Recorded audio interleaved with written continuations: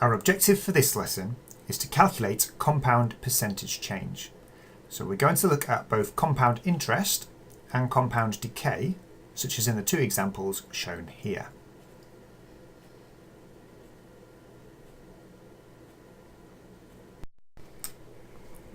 We're going to start off by looking at compound growth.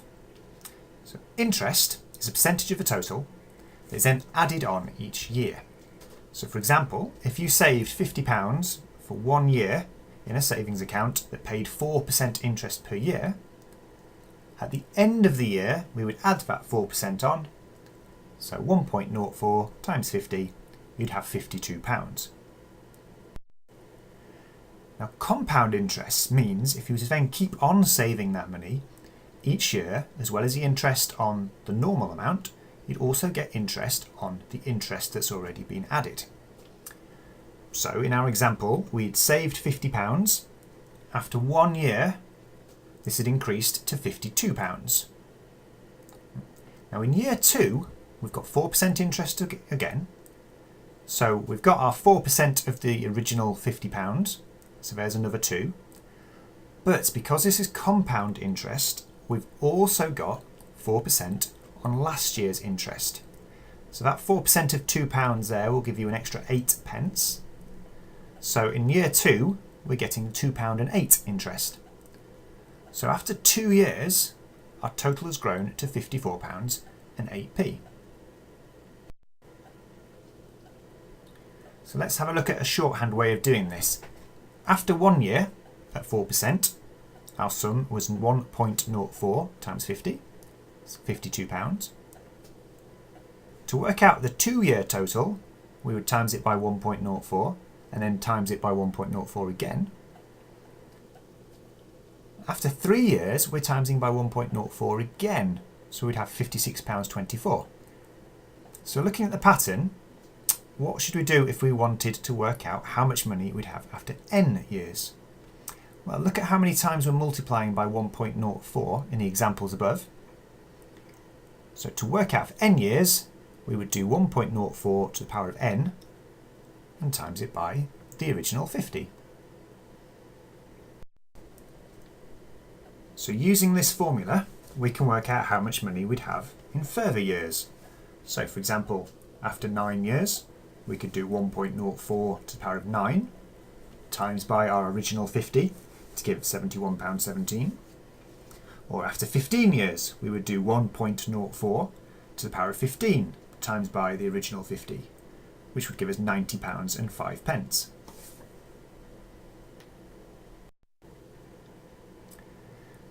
Now compound growth has got quite a complicated formula that we're going to have a look at here. So if we allow Pn to stand for the amount after n periods, so in our bank account example, that was how much money we had after it had been saved for n years. P0 is the starting amount. In our previous example, that was the £50. R is your interest rate as a percentage, and n is the number of periods that have gone past, whether this is years, months, hours, whatever.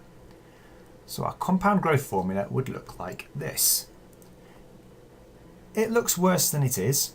The bit in the brackets is just our way of working out percentage. For a percentage multiplier, we do 1 plus the interest rate over 100.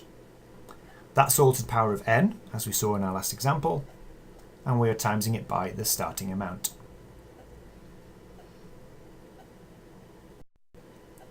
So using that formula, have a go at these practice questions. Pause the slide, the answers will appear at the end.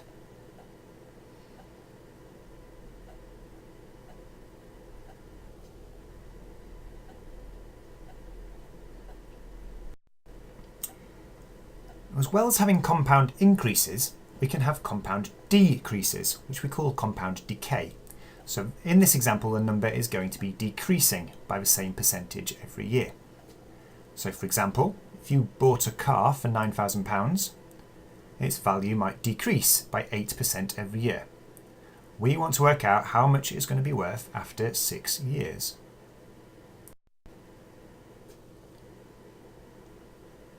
So here's our example. 8% of £9,000 is £720. So in the first year, the car loses £720 in value, meaning it's then worth £8,280. The second year, it loses 8% again, but this time it's 8% of the new value. So 8% of 8,280, now it's only £662.40. So we're going to take that off. After 2 years, it's worth £7,617.60. Carrying on with the same example, we want a quick way to be able to do this. So we're going to use our percentage multipliers again. So after 1 year, to work out its value, it's lost 8%, so we would do 0.92 times 9,000. To work out the value after 2 years, we would times it by 0.92 and then times it by 0.92 again. For 3 years, we would do 0.92 times 0.92 times 0.92, or cubed for short. So to find out what it's worth after 6 years, we would do 0.92 to the power of 6 times that by 9,000. So after 6 years, the car would be worth £5,457.20. Now again, there's another formula for compound decay. It's going to look very similar to the last one. We're going to let Pn, P0, R and N stand for the same things as last time. This time, because it's a decrease, we're taking the R over 100 away from the 1 to give us a percentage smaller than 100%.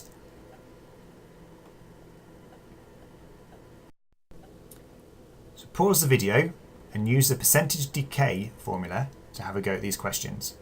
The answers will appear at the end.